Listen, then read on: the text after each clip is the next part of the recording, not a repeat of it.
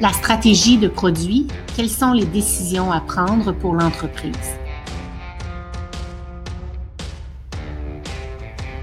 Afin de distinguer un produit d'un service, il faut se poser les questions suivantes. Est-ce que le consommateur peut le toucher, l'essayer, le tester, ou il ne peut que l'imaginer avant de l'acheter? Est-ce que l'entreprise peut l'entreposer pour vente future ou pas? Par exemple, il est impossible de revendre les tables inoccupées d'un restaurant un dimanche soir lors du vendredi suivant où il faut refuser des clients car le restaurant est complet. Il y a un nombre de tables dans l'établissement qui représente la capacité maximale. Est-ce que ce qui est vendu est toujours identique, peu importe où c'est vendu et par qui? Est-ce que le client a une influence lors de la fabrication? Le client n'assistera pas à la fabrication de sa chaussure sur la chaîne de montage, mais pourra influencer la création de son cocktail en étant sympathique ou pas avec le barman. La marque de commerce, c'est la personnalité du produit. Elle permet au produit de se distinguer de la concurrence. Elle favorise la fidélisation de la clientèle et rend le produit moins vulnérable aux fluctuations de prix. Mais avant tout, la marque permet une satisfaction psychologique du consommateur qui s'associe à l'image qu'elle projette.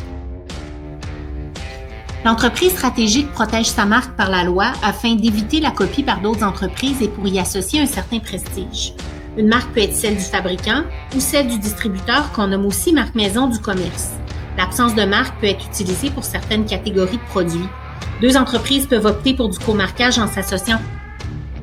L'entreprise doit créer son emballage, aussi appelé conditionnement, en fonction des besoins et caractéristiques recherchés par les clients de son marché cible. Par exemple au niveau de la commodité ou de l'image. L'étiquette peut être apposée sur l'emballage ou imprimée sur celui-ci.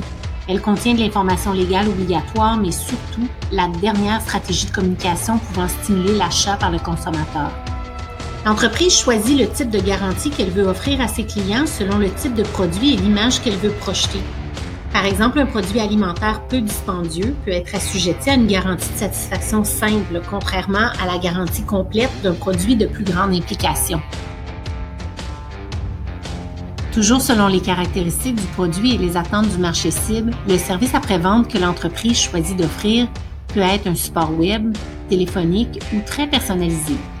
Dans tous les cas, il faut éviter de ne pas offrir de suivi après achat. L'entreprise décide combien de modèles, saveurs, formats différents elle offrira pour chacun de ses produits. C'est la ligne de produits. La gamme, quant à elle, représente toutes les lignes de produits complémentaires offerts au même marché cible. Par exemple, divers shampoings, revitalisants, gels et mousses à cheveux. Chaque produit a son cycle de vie plus ou moins rapide. La stratégie marketing doit s'ajuster selon chaque étape. Lors du lancement du produit, il faut créer la notoriété et favoriser l'essai du produit à l'aide de promotions énergiques. En période de croissance, la stratégie de communication est toujours essentielle afin de stimuler les achats auprès de la masse. À maturité, l'entreprise doit mettre en place des stratégies afin de conserver ses parts de marché. Lors du déclin, l'entreprise peut choisir de retirer son produit du marché car il est désuet ou encore de modifier son image afin de relancer le produit dans un nouveau cycle de vie. Pour être efficace, la stratégie de produit doit être réfléchie en fonction de la stratégie marketing globale de chaque produit sur chacun des marchés cibles.